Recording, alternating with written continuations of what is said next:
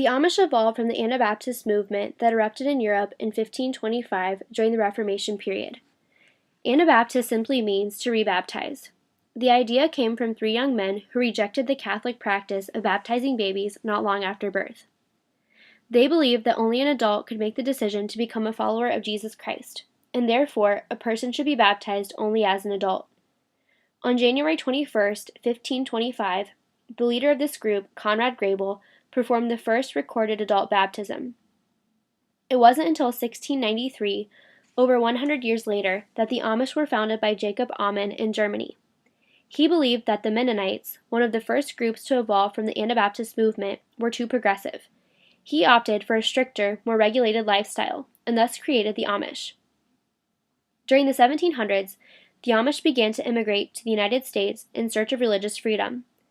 After settling into the areas of eastern Pennsylvania and Ohio, they wrote to the Amish in Germany for advice on how to conduct church business. Their answer to the Amish Americans was the development of the Ordnung from 1765 to 1766. Ordnung is a German word meaning order or discipline. The Amish Ordnung is a set of unwritten, scripturally based rules used to guide their everyday Christian life. It is the foundation of the Amish's religious lifestyle. The Ordnung dictates the way that the church conducts services, specifies which technological innovations are not permitted, and defines the relationship between the local community and general society. Families in the Amish community take turns holding church services in their homes. The men and women sit on opposite sides of the room, facing one another, and the preacher stands in the middle to deliver his message. Bishops, ministers, and deacons are appointed by drawing lots. The Amish believe that in this way, God does the choosing. These men are not paid for their services and hold their positions for life. As mentioned before, the Amish base their feelings of technology on the Ordnung. They select certain technologies based on whether they will benefit the community socially, spiritually, and financially. For this reason, they reject the use of radios, television, and the internet in homes. They believe that these technologies are hindrances, and they are contradictory to the Christian message. The Amish do not drive cars and instead opt for a horse and buggy, but they do operate certain farm machinery, usually with the aid of animals. The Ordnung also promotes the idea of boundaries between the Amish community and the rest of the world in order to maintain tradition. One of the most evident ways the Amish do this is by remaining plain or simple.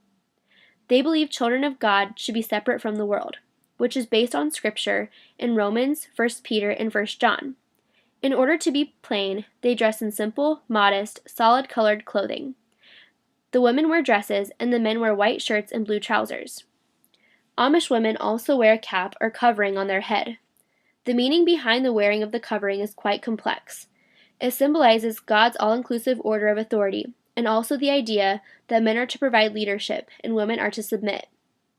Brenda M. Weaver, an Amish woman, enjoys wearing her head covering because it is a visible symbol of her acceptance of God's order of authority.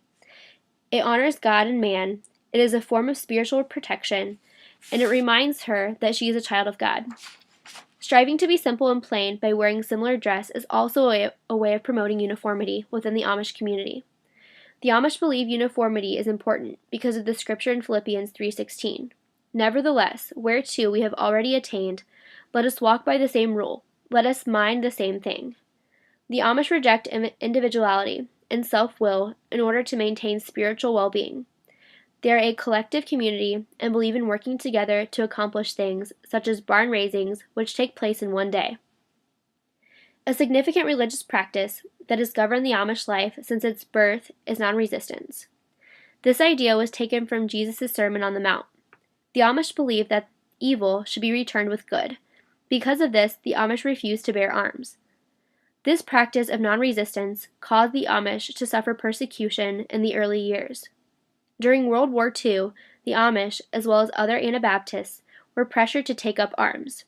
When Amish men were drafted and refused to fight, they were imprisoned at Alcatraz and tortured by being hung from their wrists and forcibly having to run for hours in freezing temperatures.